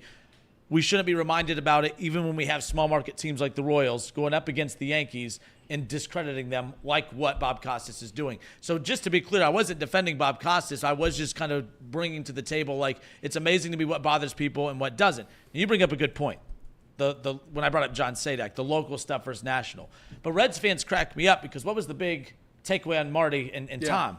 Well, Marty and Tom, why do they call – and I love Marty and Tom, just to be clear – why do they even call games for the Reds? They hate the Reds. They're always so negative. John Sadak comes in. What the hell he's so happy about? What is there to be happy about? I'm like, you guys drive me nuts. You can't be happy on either side. And those aren't my opinions on either side. I'm just saying you could tell by the social media reaction. The positivity of John Sadak drives everybody nuts. The negativity, based on your perception of the Brennemans, drove you nuts. I don't think there's a broadcaster out there that makes anybody happy, to be quite honest, local or national, when it's all said and done. I think most people like Dave Lapham. Bengals fans like Dave Lapham a lot. Who's the guy for the White Sox? Benetti? Yeah, he's really good. He's phenomenal. I don't think I've ever heard anyone say anything bad about him. Benetti's really good. He's phenomenal. No doubt. Who are our favorite broadcasters? Because like I mentioned earlier, go look at the names of the most hated broadcasters and sports media and the list of the highest paid, most influential in sports. it's wild how it's the same damn list, right? Like, Benetti's not on that list, but he's most beloved. Like, there's really good broadcast. I mean, you look at Olsen. Olsen just got the boot, right? He's really, really good. He got the boot. Like, it is wild how those lists cross over so commonly. But who are the guys we like? Who are the really good ones? I like Joe Buck a lot. Buck does a really good job. I used to like Al Michaels a lot. Kevin Harlan. Kevin Harlan's my number one. That Kevin voice, Harlan rocks. I would watch soccer if he called soccer. If Kevin Harlan called soccer, I'd watch it just because of his voice. Mike Breen, bang. Yeah. Bang! Love me some Mike Breen. Okay. I think there's a lot of announcers that do a really good job. I know a lot of people, it's kind of you either love them or you hate them, but I think the Gus Johnson and Joel Klatt booth in college football is one of the most fun things in the entire world. I love when those guys are calling my games. And you'll even find people that don't like Gus Johnson because he's too over the top, right? It's a conference split more than anything. Everyone in the South hates them, and I don't know why. It's because they're used to listening to the old Gary Daniels up there. Yeah. Yes. I don't like very much energy and enthusiasm. Bottom line is there's no one way to do it. And I think that's what's great about all of it. But when we talked earlier, the perception of how the Brennemans did it versus the perception of a Sadak doing it, that's a perception thing. They're not doing anything wrong. I agree with everyone. The Costas stuff, we're not questioning his credentials or his ability to call games. No, you can hear the disdain in his voice when the Royals make a big play. You can hear it. He's bummed. He wants the Yankees to win, and you can hear it. That's the storyline here. It's way different than Tony Romo. Tony Romo's just obnoxious in the broadcast booth, right? I like him, but I definitely he has like ADHD. You ever around someone with ADHD? They're just a little too fidgety for you. That's Tony Romo in the broadcast booth. Yeah. As far as that's concerned, but nonetheless. All right, this is Off the Bench presented by United Dairy Farmers, Chatterbox Sports on YouTube, ESPN 1410 Wingham and Dayton. We'll talk a little college football, and then there's a conversation. There was a debate we wanted to have yesterday we didn't have time for.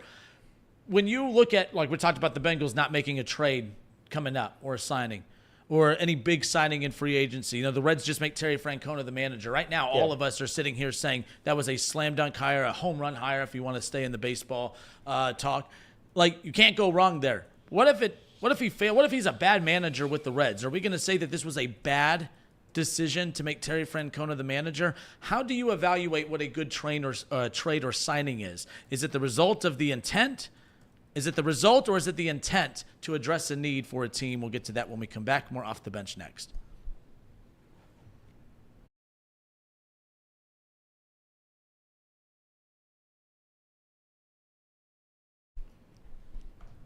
All right, we welcome you back. Justin Kinner, Casey McAllister, Elliott Rearing, Jacob Tissett. How do you determine what a good trade or signing is? Is it the result or the intent to address a need at the time? I thought about this the other day when someone called into the show and said and we lightly touched on it yesterday. I don't really want to get into the Deshaun debate again, but someone had asked me, like, Kenner, you actually can't be a fan still of what the Browns did going to get Deshaun Watson. And I said, no, I hate the result. The result has been atrocious, but the decision at that time, no, like, it's easy to say, oh man, that was a bad decision because of what we know now. But what we knew then about who he was as a quarterback, quarterback, of course you go and do that move if you're the Cleveland Browns. You can't draft quarterbacks. You can't develop quarterbacks. You thought you did with Baker, but there was just too much inconsistency to the point to where you weren't comfortable giving him that big contract, of course. How do you judge what a good trade or a good signing is? Is it the intent of filling a need at the time, or is it the result of it? Another good example is a Mike Moustakas. I remember when the Reds got Moustakas. I love that move. I thought that was great. They needed a power-hitting infielder, a third baseman. They addressed that. It complemented what the Reds already had, of course. You add that into the mix with this team, and I love that. Now, it failed. Everyone's like, oh, Nick Craw, the front office, Dick Williams. That was a horrible decision to get Mike Moustakas. Was it? It was it resulted poorly. I don't think it was a bad decision to go get a Mike Moustakas at the time. The result of the Browns trading for Deshaun Watson has been horrible. I don't think it was a bad decision at the time. You need a quarterback in this league to win. We talked about it yesterday. Go look at all the teams that were in line to get Deshaun Watson. The Panthers, the Saints, the Steelers, obviously the Browns. And the Browns, all those teams were looking for quarterbacks then, and ironically enough, all those teams are looking for quarterbacks now. I know the Falcons have Kirk Cousins, but that was a result of still not getting it right with Ritter and others that they've drafted in previous seasons. So, yes, I hate the result of Deshaun Watson. It was a horrible result with Deshaun Watson. But the intent to go get a Pro Bowl quarterback that the last time he was in the league, and we say now it's been 4 or 5 years since he was good, but at that time it was only a year and a half gap. A year and a half before that, there was Patrick Mahomes, and the second best quarterback in the eyes of most who felt like was rivaling what he was doing. You had your Aaron Rodgers, Lamar Jackson was on the scene, yes. Joe Burrow wasn't, hadn't come into the league yet. It was Deshaun Watson. So I know he makes everyone uncomfortable. He's a sleazebag person. He's made very bad decisions. There's no doubt about it. But as far as addressing a need, I don't think the Browns made the wrong decision going after, at the time, a top 5 quarterback or what they thought was. It's just been a bad result. Terry Francona. We're all on cloud 9 right now about the Reds going to get Terry Francona. What if the Reds miss the playoffs for the next 3 years? What if Ellie regresses? This stuff's not happening in my eyes, but I'm just saying, what if that stuff happens? Are we going to look back 3 years from now and say, Nick Kroll, what a loser. Can't believe he brought in Terry Francona. What a horrible decision. No, that was the best decision for what the Reds need at this time based on the roster makeup at this time. Results be damned. We want the results, but I'm just not a big fan of looking back, even with the draft. Even with drafts, like at the time when you draft a player, you feel like that player is the best player in the draft that has fallen to you. You feel like you could work wonders with that individual. It doesn't work out. It was a bad result. I don't know if it was a bad pick. I don't know. I find all of this to be very interesting in how people evaluate what is a good trade, what is a good signing. Is it the intent to address the need at the time, or is it solely based on the result? I think there's a couple things that can go into it, and the easiest one to say is no matter how good or bad a trade is at the time, if you win a championship out of it, it's a good move. So usually I would agree with you that you grade moves with the intent, not how they play out, because when you make the trade, you don't know how it's going to play out. So I don't think it's fair necessarily for GMs, but if an intent is bad and a trade is viewed as bad and it results in a championship, who cares? That's an immediate win, end all be all. That's all that matters. And we saw that kind of with the Lakers, if you count that bubble championship in 2020. A lot of people view that Anthony Davis trade as a massive loss, as a big bad move for the Lakers, but they got a championship out of it. So it doesn't matter what the view is. That's a win. The Rams, obviously Von Miller and Odell Beckham made a big impact later in that season, but didn't really play that well. And obviously Odell got hurt. So another 2 moves there that maybe weren't the best, but resulted in a championship. So who cares? It's the best. But I think there's a little bit more that goes into it. And just going back to the Deshaun Watson example, because it's the one that was brought up, than just trading for a Pro Bowl quarterback or trading for someone to fix a hole in the team. I think it was easy at the time, especially for the Watson one, to view that as a lot of assets for a guy with a lot of question marks. And I think even at the time before he got there, and I think it would be the same with Mike Moustakas, a guy who had one good season in Milwaukee, and then they chose to let him walk. Is that not some question marks to be provided in that situation? Then you offer him a big contract and he doesn't perform to it. I think there's an ability for a front office to trade for a guy who's very good or go out and sign a guy who's very good to address a position of need, and it still not be a great move at the time. But I do think it's important not to be grading moves based on how they pan out and how they work out, because you don't know. And the worst thing to do when grading moves is to grade the draft picks with names attached to them. I think that's the thing that really drives me up a wall, is when people read a list of draft picks and who's used with those draft picks, or if they're moved a few times to get one. Because if you look back after, right? Like you picked this guy and look what this guy behind you went exactly. on to do. Yeah. If you look at the Deshaun Watson trade, the Browns sent Stephon Diggs to the Texans. If you do that whole thing, because the second round pick that the Browns included in that trade was traded to the Bills for Stephon Diggs. So obviously you can do that narrative to make a lot of things worse than they are, but at the end of the day, you traded pick slots, not players. And if you view the picks as too valuable for a certain player, then let's say it's a bad trade. But I think the worst thing to do when grading trades is to look back on it with the names attached to picks. Yeah, at the end of the day, you have to try to make the best move at the time. And if it's a guy that has had success and you believe in, and the year before had 30 doubles, 30 home runs, whatever Mike Moustakas had, you have to go out and try to sign him. If it doesn't work, it doesn't work. Hindsight sucks, but it's about doing something immediately to help the team. And if it doesn't work, like it hasn't worked with Deshaun Watson, it didn't work with Mike Moustakas, there's nothing you can do. My biggest issue, though, is stuff like that can't prevent you from doing moves in the future. True. It can't get you scared off it. Just because one move doesn't work doesn't mean the next move won't. Yep. I know for the Reds, it seems like any free agent bat they've gotten, it hasn't really worked outside of Nick Castellanos. But you have to keep trying, and it sucks, but you have to keep spending money. You have to keep trying. If they don't live up to the contract, they don't live up to it. But at the end of the day, you have to try. Jameer Candelario, as of right now, doesn't look like it's going to work. It could, but as of right now, it doesn't look like it's going to. And he had success in the years prior. Just right now, it doesn't look very good. These moves can't prevent franchises, especially small market ones, to stop spending money. Yeah, I see, with the Jets debacle right now. Actually, real quick, before I go to the Jets, you brought the Lakers earlier, and I thought that was a good one right there. If you take the bubble championship out, even if LeBron never brought a title to L.A., that still wasn't he brought LeBron James to Los Angeles. How is that the wrong decision? Because some people look at the fact that Lonzo Ball would go on to be an all-star point guard. Kuzma, who's I'm not high on Kuzma now, but he was heading towards being a very good scoring option in the NBA. BI's the one that really hurts. Brandon Ingram, yeah. So if the Lakers keep Ball, Ingram, and Kuzma, oh look, you could have had that, and instead you gave it up for LeBron James. I bet you regret that. No, I don't think the Lakers do, because the Lakers are still in position. As long as you have LeBron, you're in position to win championships or have the best shot to do so. I'm not saying you don't with those others, but the bottom line is I just don't think we always do this all the time. We just think it's good, bad, and there's no in between. The Jets going after Aaron Rodgers, they sign him.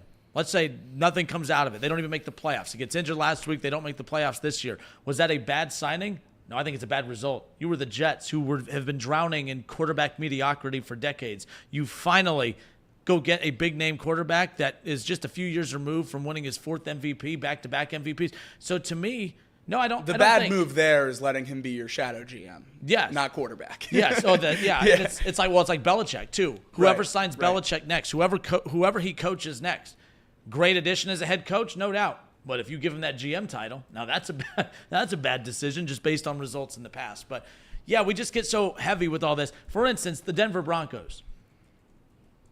I still, not because I'm a Browns fan, I still think that deal's way worse than what the Browns have with Deshaun at this point. And here's why. Denver is still paying the backup quarterback starter money in Pittsburgh. That to me is like Cleveland, as of right now, is still getting their quarterback out on the field. Russell Wilson is being paid starter money to be the backup in in Pittsburgh. And that's why, to me, I feel like that's still the worst. That was another one that was a ton of draft capital in it. As much as Deshaun, no.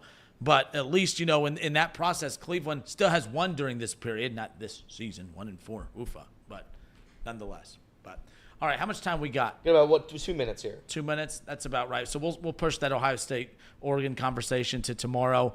The Heisman conversation I want to have as well, and then we'll have our picks for tomorrow's show as well. So again, I got some takes on the Heisman conversation. It's making me a little upset.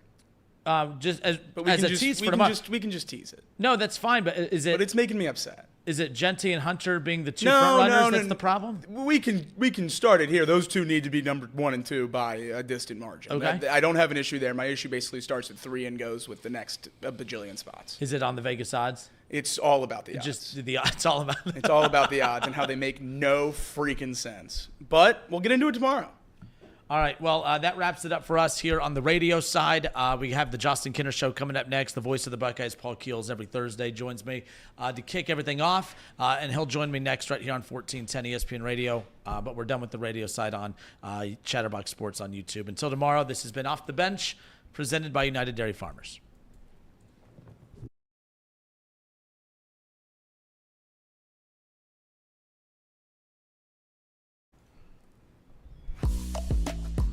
Oh, we're back. We are. We're back. We're only going to go for a little bit longer. I know we got to cut the show short today, but just a reminder, Chatterbox Bengals tonight. Casey in for Jacob, but Casey and Craig tonight, correct? That's right. Yeah. It will be either me or it will be Elliot. No, it'll be Casey. Which we got to is things talk happening? about that. We got some things happening. Oh, my bad. No, My we're good. apologies. We're good. Either way, there will be Chatterbox Bengals tonight, and it's a big one again heading into this matchup with the Giants. I do feel like if I can go start the shows over this week to make it more about this matchup with the Giants, because it's a big one. Like, this is a big game. No, it is. And I do think the fact that it is on Sunday Night Football, it makes it even bigger, because I think you're going to have more eyes on this than what you normally would if the Bengals-Giants kick off at 1 o'clock. I mean, how concerned are we about the Giants at this point? Because the Giants, kind of like Washington, coming into this season, I know we always do this game in July. We look at the schedule and we say, well, that's a win there, that's a win there. The Giants aren't a good team, but they're better than we thought. Their front's pretty good offensive line-wise. Their defense, they have one of the best pass rushes in football. And it's like I'm not as much worried about the Giants' defense. They have guys that could wreak havoc, but, I mean, we've seen the Bengals and Joe Burrow go at really good defenses already. It's not as if they're not capable or explosive. They can't be shut down. They can be slowed down, maybe on a possession or two. I'm not really worried about the Giants' defense. But how concerned are you guys right now with Daniel Jones, who we mock a lot, but if presented an opportunity to ball out, we saw when the Browns didn't play good defense against him, he looked like a damn all-pro. Yeah. The following week, he was very efficient as well. So where are we at right now with how concerned you are about what the Giants could do? Not how bad the defense has been, not how bad big picture the defense could potentially be, but in this particular matchup, basically with the season on the line, how concerned are we about the Bengals defense against Daniel Jones and this Giants offense? Concern with Daniel Jones, 0. Concern that Malik Neighbors might be a top 5 to 10 wide receiver in the entire NFL, and he's going to torch this Bengals secondary. Very, very high. Malik Neighbors trending towards playing, at a concussion in week 4, missed the game last week, but trending towards playing this week against the Bengals, and that. Obviously, you want a young player with as much promise as him to be healthy, but I was hoping it was going to wait one more week because, man, that's not a great matchup for a Bengals secondary. It was really struggled with speed and explosiveness, and that's what he brings to the table, maybe better than anyone. He's been incredible to start his young career, and I would not necessarily expect it to slow down this week. I think the one savior for that could end up being Daniel Jones and his poor play, because how many times have we seen Malik Neighbors already in his young career make touchdown catches or long catches or any other kind of influential play in the game, and it looks like he's the DB playing a 50-50 ball, taking it away from the corner or safety. So I'm very worried about these Giants' weapons, as Devin Singletary could be back. Tyrone Tracy forced a ton of missed tackles last week, so even if Singletary is out, the rushing attack looks all right. If Rankins plays, I'm optimistic on this Bengals defense, but a lot of weapons on this Giants team do scare me. They should be good enough to win. I mean, if they're not good enough to beat the Giants, you can cancel the season. That's right. You can write it all in. It's Joe Burrow versus Daniel Jones. Win the football game. Excuses be damned. If the defense doesn't show up, end it. It's over. It's a 3.5 point spread, I think, still, unless it's moved since I've last looked. It was this morning. You should be able to destroy the New York Giants. I know they've got Neighbors, and that's great. They've got a backup running back who, again, no knock to what Jacob just said. They don't have if you had to compare rosters from the Giants to the Bengals, it's not remotely close. It shouldn't be a close game. But seeing what we've seen with this defense, it's going to be close, and it's probably going to frustrate me. But it should be a blowout. Again, the Giants 2-3 on the season. Sorry, Case, I'll send it back to you. So 2-3 on the season. They open up 0-2, right? Like they lose. They get blown up by the Vikings. Vikings been doing that to dudes. They're pretty good, right? But they 21-18. Back in week 2, they lose on the road at Washington, 21-18, and we just thought that was a battle of two bad teams in the NFC. Washington, we find out, is way better than we anticipated. I don't know how we view that loss. It's a one-possession field goal loss against a very good team on the road. Obviously, they take care of business on the road at Cleveland. Cowboys 20-15 a loss, but I think to me the win that they're coming off of on the road at Seattle, that's an impressive win, a 29-20 win right there. That's an impressive win. Seattle, good defense, good offense, but the Giants were the better team that day. They came out on top. Yeah, and the thing that gets overlooked about that game is that there was no Malik Neighbors that game, and there was no Devin Singletary. It was Slayton, 8 catches, 122 yards, a touchdown. Yeah, Tyrone Tracy Jr. Had 130 yards on the ground. I mean, I think that the Giants, what makes them scary is their defense. I think that they have one of the better D lines in the league when they're all healthy, especially the guy in the interior, man. He's sexy Dexy. He's really, really, really scary. I saw what he did, what happened with Ted Karras this last week with Matabike, and it wasn't good. It wasn't great. And Dexter Lawrence is just that much better than Matabike, in my opinion. So that makes me nervous for that matchup.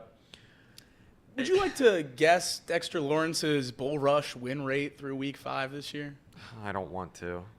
What is a good, just for the listeners that might not know, what is a good number for a bull rush win rate? Educate me on this. For an interior defensive lineman. What's a good number? Well, like just a pass rush win rate. This is just his bull rush. Yeah, which I don't even know what the number is for bull rush for most interior D linemen, but a good number for any pass rusher is anywhere between 10 to 12%. Yeah, that's right. The All-Pro level listed here for a bull rush win rate is 35 to 40%. That's listed as All-Pro level. Dexter Lawrence is winning on 63% of his bull rushes this season. 63%. Slightly over half. That's insanity. He is on a different planet when it comes to interior defenders since Aaron Donald retired. I hate hearing that. Hate hearing that. A especially, monster. Especially when they sacked Geno Smith 7 times. But hold on, we hate hearing that, and I'm not saying he won't be effective at all against the Bengals, but like there's never in this window, especially for Joe Burrow, there's never been an O-line that has been more equipped to handle talent like this. That's true. I'm not saying they're going to slow him down or anything like that, but like I think we're conditioned to being concerned about those types of things because of seasons past. I'm not saying it won't be a problem. He'll make a play or two. I just think he'll wreak havoc and have the impact that what he would have had on previous Bengals O-lines. Again, we talk so much about Joe Burrow and the passing game and all this, the run game, but this O-line, if the defense wasn't so bad, I think that'd be more of a talking point about how good this O-line has been for Cincinnati, because this is what you guys have been waiting for, was to finally get this type of big guys up front to not just protect Joe Burrow, but open up the run lanes as well. I mean, yeah, you're right. It's a much better offensive line, but we've had Ted Karras for a while now, and I'm saying we saw what it looked like with Madubuike just last week, and it wasn't good. So that doesn't make me feel any better about the matchup. Dexter Lawrence had 3 sacks last week. I can only imagine what he does to Ted Karras. So, yeah, I mean, I think the key of the game, you got to have a very similar game plan than what you had last week. You got to try to get out early, stay out and ahead of that team early, so then you're forcing Daniel Jones to throw the ball a lot more, and I think you'll be in a good spot if you can take away part of their offense. If you can make them one-dimensional, I think that this is going to be an easier matchup for the Bengals. But if they let them get out ahead. If the Bengals are trying to claw their way back, it's not going to be pretty. It's not going to be. The Giants' defense chance to shine in this game is if they know the Bengals are throwing the ball, and you can just unleash on pass rush downs. The Bengals need to be balanced and lead early and hold on. That's the key to success. It has been every week. Haven't necessarily been able to get out in front other than that Panthers game where they were able to hold on, obviously, in front against the Ravens and choke it away. So if you get a 10 or 15-point lead or whatever it may be, I'm obviously much more confident in holding on to that against the Giants than I am against the Ravens. But still, a big test for this Bengals team to make sure that they can hold on to a lead if they are lucky enough to get it. All right. We're going to wrap it up here. I know you guys got stuff you got to attend to, but again, Chatterbox Bengals coming up later on tonight, and then we'll be back on tomorrow's show as well for Off the Bench. But until tomorrow, this has been Off the Bench, presented by United Dairy Farmers.